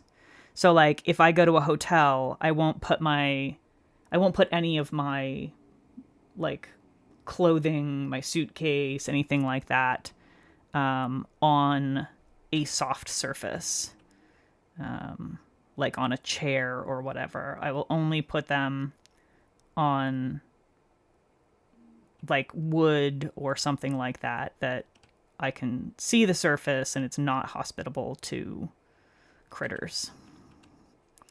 It's one of the primary ways to kind of give yourself a certain amount of protection.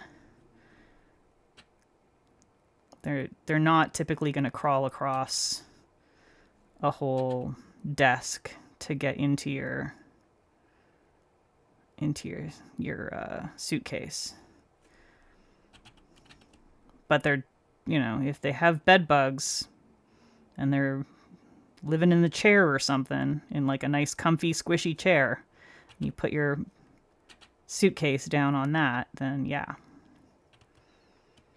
you might end up with somebody living with you. You might end up bringing home a friend. Everything always goes in the bathroom. Bathroom is a good choice. If there isn't like a desk or something. If there's a desk where it's like not touching the wall, there's no fabric touching it, anything like that, wallpaper not touching it, etc., then I'll do that.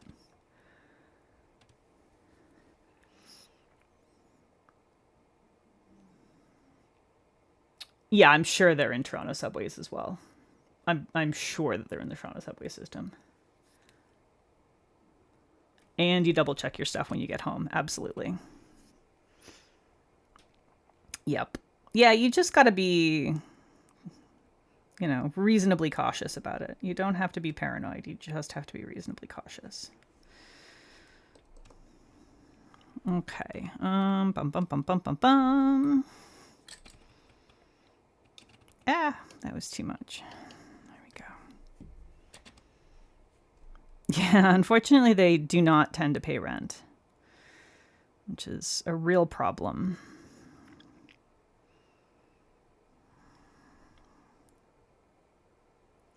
Because they're eating the food, where the food is, you.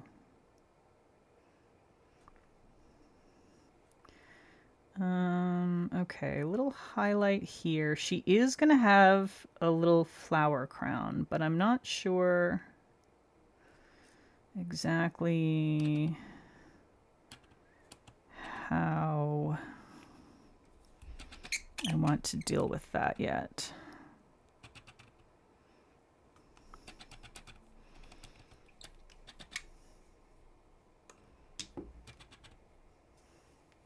It does always get to bugs with me, but I didn't start this.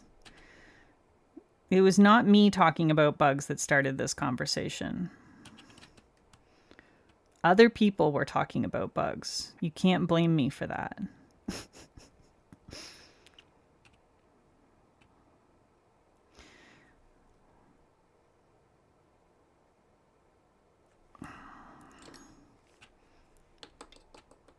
It's not always my fault.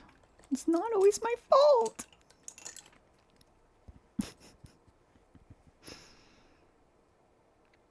All right. We're getting there. We're getting there.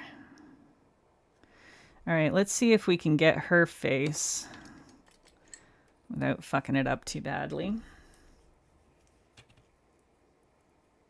I went on a trip and called my ex in tears. I think I saw a bed bug. Everything is ruined. She texted my friend I was traveling with. Why did you let her find a bed bug? How dare you let another human being find a bug. I have a bug talk inducing aura. I am very bug talk positive. It's true.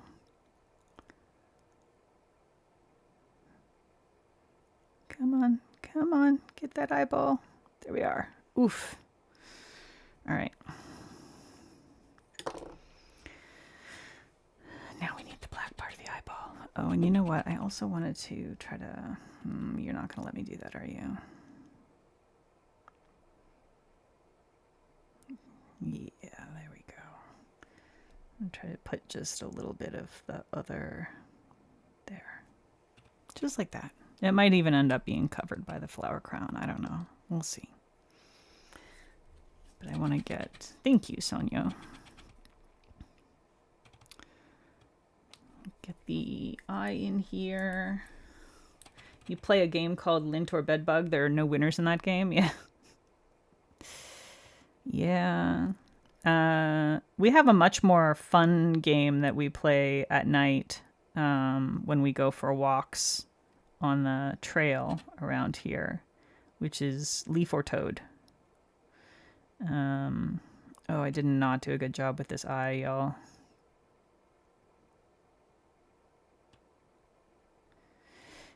Leaf or Toad is exactly like it sounds. Is that lump on the trail ahead a leaf or a toad?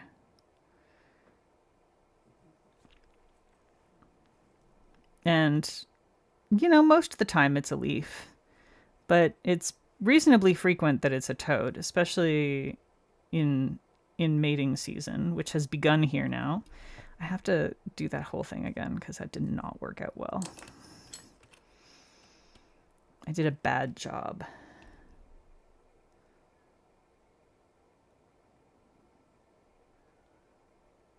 Oh my God.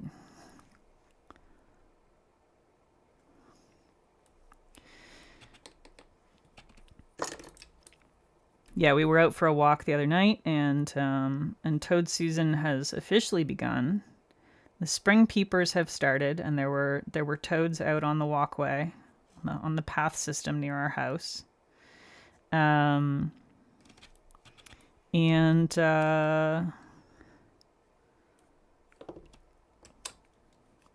We almost stepped on one. We didn't. It was fine. It was fine. But one time during a hike, you saw toads that were so tiny you thought they were crickets at first. Yeah, it's the babies are so small. The babies are so small. She's making a second card now, and you haven't even assembled one water lily. Well, yeah, but like, if she were slow, she probably wouldn't be streaming it. She would be watching someone else streaming it instead. It's really hard to stream stuff when you're very slow at it.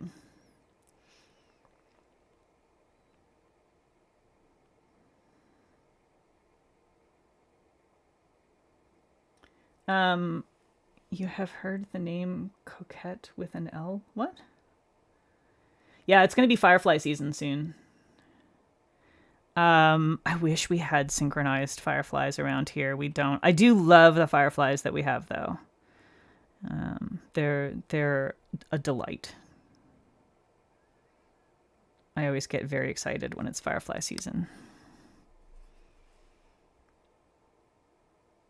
Your issue is not the speed, it's 2 streams.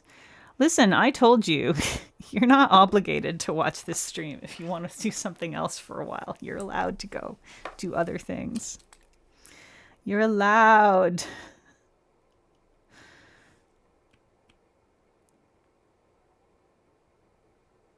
Okay.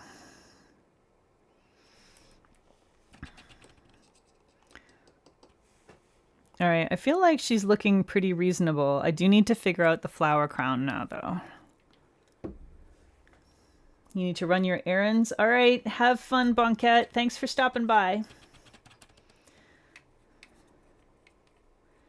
The lottery for viewing the fireflies opens late April 2026. I'm glad that they restrict the population of people being able to go there and view them. As much as I would love for everyone to be able to experience that, and I would love to be able to experience it myself at some point, it is so wildly damaging when a natural phenomenon like that becomes so popular that people are willing to just tromp all over the environment in order to get their chance to see it. And unfortunately, we humans are real bad about that. We're always thinking, oh well, you know, it's just one day, it's just me, it's just little old me, I'm not going to do that much damage. But no, you actually do a surprising amount of damage when you go off trail, or when you are just shining your lights places. And so if you have, hundreds or thousands of people showing up in one region to watch something like that, it's a huge problem. So it's good to have restrictions on those things, even though it can be frustrating.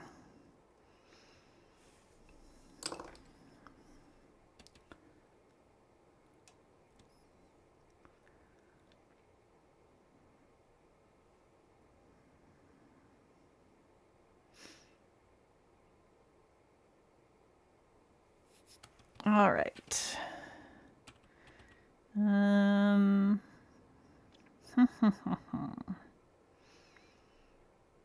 I'm definitely happier with him than I am with her, but I do think she's not bad.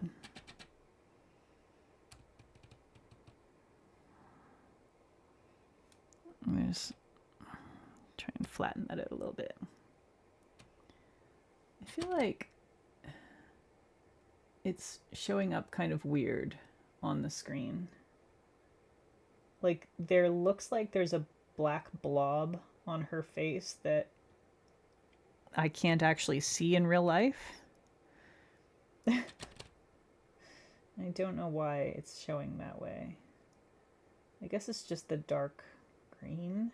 It's just showing really dark on screen.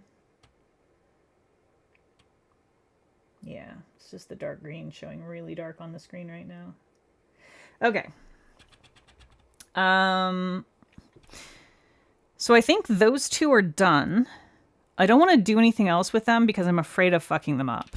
I'm pretty happy with how they look right now. So I think I'm going to go ahead and do my seal glaze on them. And then I'm going to do some water lilies and lily pads on the other nails. Just like a little bit. We're at 4 o'clock already, so I don't want to do a whole lot, but I think it would be cute to have just like a couple of little, sort of set the scene a little bit. So, Floggy Frogger, unless that means something, I don't know. I don't think it means anything nasty. I think you're okay, Ponks. It's 9 p.m. for you, huh? Fireflies? Ooh. Fireflies for their lights to dance by. I like that idea. That's a good idea. You're really happy with your SG after you thinned it, by the way. It works better now than when it was new. SG Seal Glaze. Gotcha. Yeah, it came a little too thick already, right? I'm like trying to process what could Seal Glaze be, or what could SG be referring to in this case. All right, I'm gonna do a couple of lily pads out here.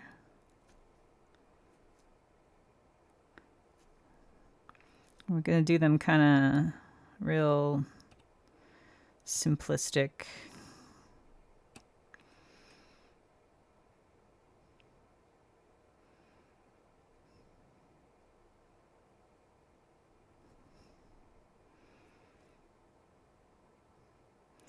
and at least one or two water lilies for sure.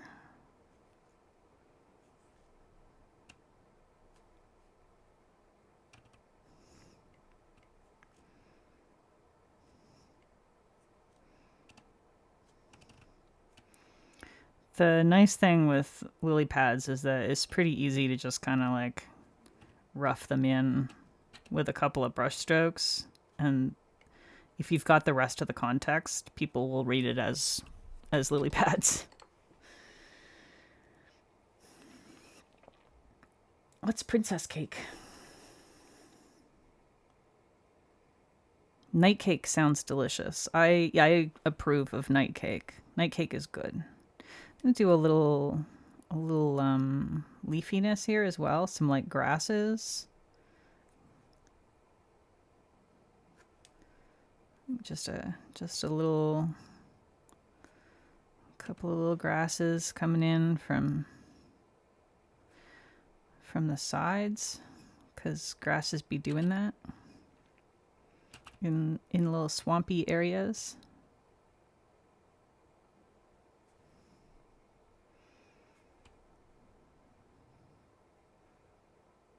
There we go. Little grasses.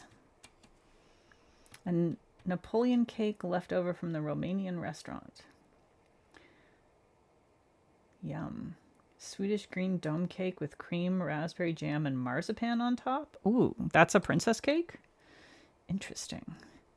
I'm not always a huge fan of marzipan. It does depend. If it's like a little bit of marzipan, I'm fine with it. If it's a lot, it can quickly become too much for me. But yeah, it can be nice. I'm going to do actual hand-painted fireflies for sure, rather than add a reflective.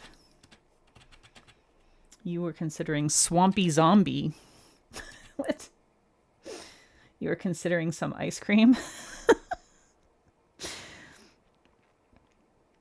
All right. Let's do a little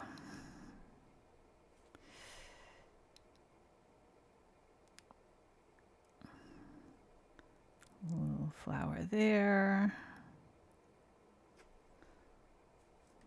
Do some of it a little pinker, some of it a little more white.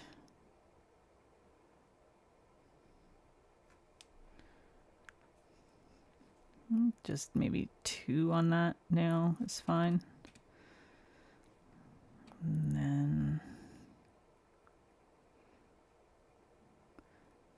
yeah, like they don't need to be super detailed to kind of read as water lilies, because our brains are a little bit primed already to think about water lilies when they see frogs and swampiness. Our brains are like, yeah, these are things that go together. I know how that works. Bum, bum, bum, bum.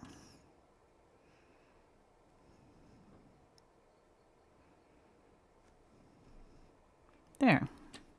I feel like that's enough for those. And then we'll throw in some fireflies.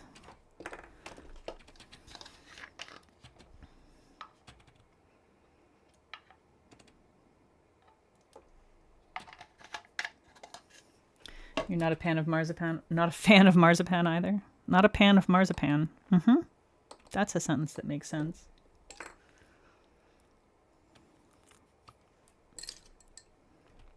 Bum, bum, bum, bum, bum, bum.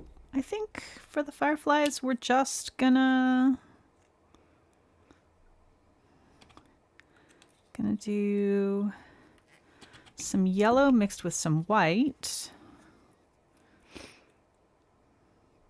And I don't even think I'm gonna like properly paint them in.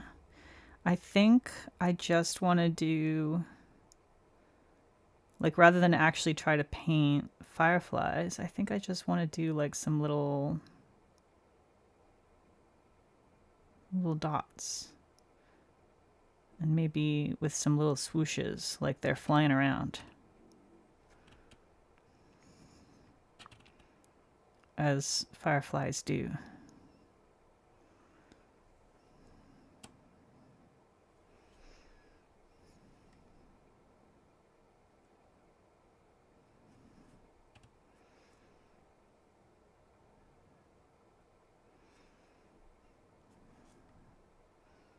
I feel like that kind of is going to kind of work.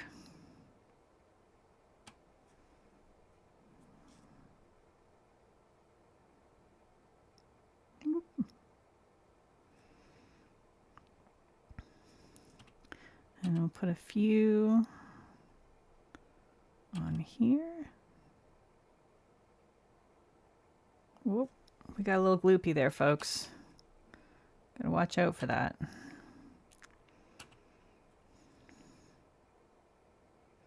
Of course, God forbid I should actually fix it. Honestly. We're just gonna pretend that the stringiness from the goop is actually on purpose. It's the firefly trails.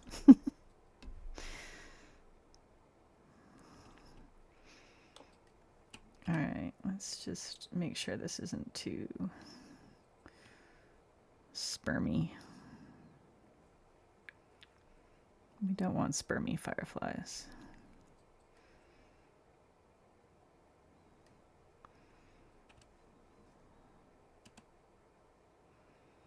We just want little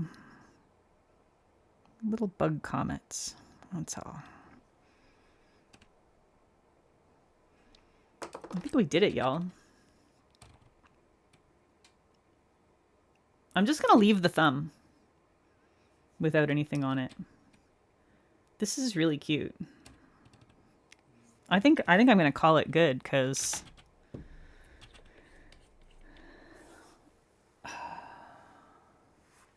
you think you'll have leftover spaghetti.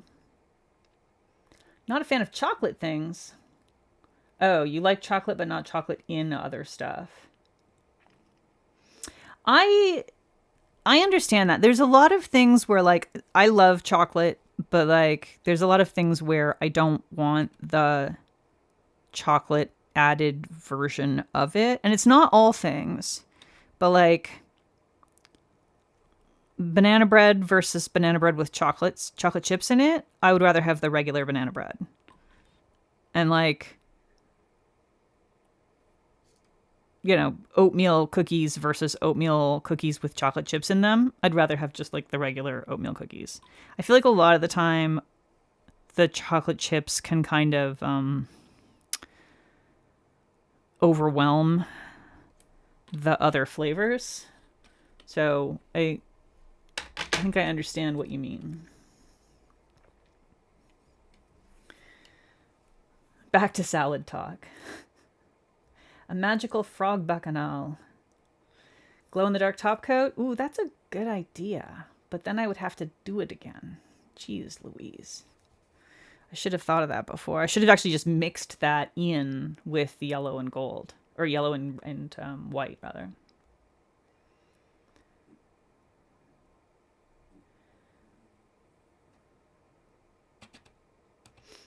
Chocolate without the rest? Yeah, that's valid too. The nerd said you had to eat Caesar salad this month since Caesar was killed in March. Delightful. I'm not making a koi on the thumb. Absolutely not. Yeah, I think I'm going to leave off the glow-in-the-dark taco just because I've already finished everything else and put the seal glaze on. I'm like... It's a good idea, but it's just, I feel like it's more work than it's worth right now.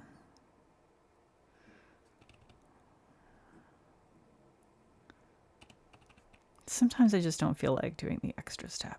You know what I mean? I wish I'd done a better job of painting the magnetic on this hand. Or on this nail, rather. But Oh well. I have like little bits of nail polish from my lids. Nuts in chocolate is ouchy. Yeah, chocolate overpowers everything. It's true. If it's like if the goal is to have a chocolate thing where chocolate is the like overarching flavor, I'm down with that. I love that. Like a chocolate cheesecake, I love it. Chocolate mousse, love it. Actual chocolate, beautiful. But like if it's something else and it's mostly supposed to be this other flavor and then the chocolate chips are just like added in or like a chocolate glaze on top or something, a lot of the time I find it can just overpower the other flavors. Are the fireflies anatomically correct? They are. You just can't tell because you can't see the actual fireflies. You can only see their glow. Now you want a zoomed in firefly sitting on a blade of grass on the thumb. You're not getting it. I'm leaving the thumb. Ray's idea for next Tuesday. I will definitely do a firefly mani, but I think I want to save that for firefly season. When firefly season starts, I will absolutely do a firefly mani where I will do a zoomed in full thing. I have actually done a firefly mani before as well, but yeah, I think I want to wait until it's actually firefly season. But yay, I'm really happy with how this came out. This is really really cute. And Lori, the inspiration for the girl frog, flawless. Thank you so much for sending that. That was really unexpected, hilarious, and delightful. Your current body spray is pistachios. I can kind of see it. You can never leave the thumb because it's the only one you can get a bigger design on. Yes. The thumb often gets the more exciting design for me because it is the largest surface. But I also want to have I'm doing this for cataloging reasons because I don't have just a swatch photo of this nail polish, and the close up of the thumb is going to be helpful for me for my collection cataloging. So that's my goal. I want to have one nail that's just like a good view of the actual polish. So yeah. Kitty on the move. Kitty on the move. Tammy Dodgers.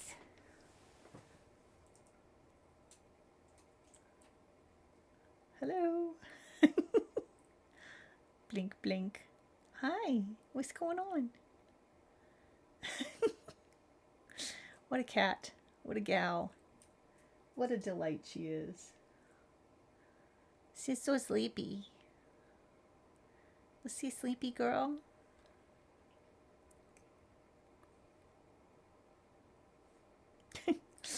All right.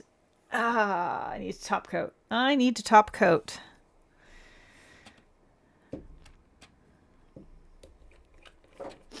Oh.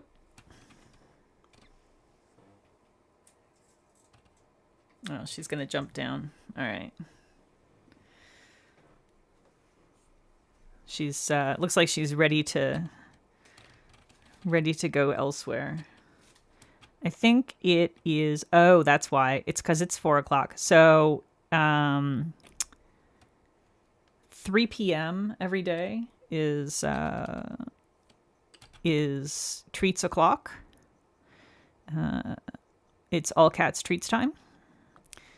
And so on Tuesdays, whoever is in the nail studio, if Brian's closed into his office with a cat that does not remind him about treats time, which Suna doesn't because she doesn't give a crap about treats time.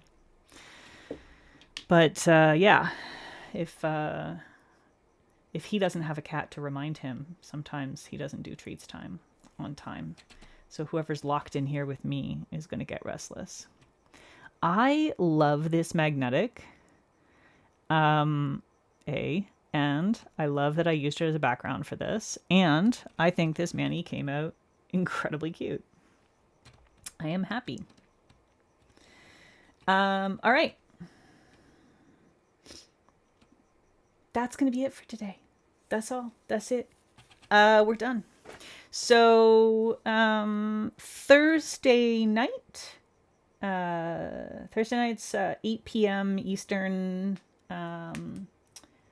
Live stream is going to be the Prism Parade Sugar Rush collection, which a bunch of swatches are out. I've been posting my swatches.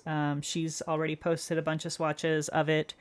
I think we might try to do a little bit of nail art if possible with that. We'll have to see. It's going to depend on how stream goes. But yeah, swatch and review. I'll do it on the swatch wheel and on my nails. And then if we get to it, we can do a little bit of simple nail art with that. And it's a cute little collection. So yeah, hopefully some of you can show up for that.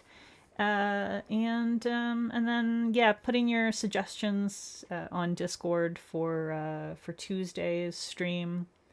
And then I think the following Thursday after that, I can't remember if I don't think I have anything planned for the following Thursday after that. So yeah, let me know if you have ideas for the coming weeks, and we'll do some fun nail art.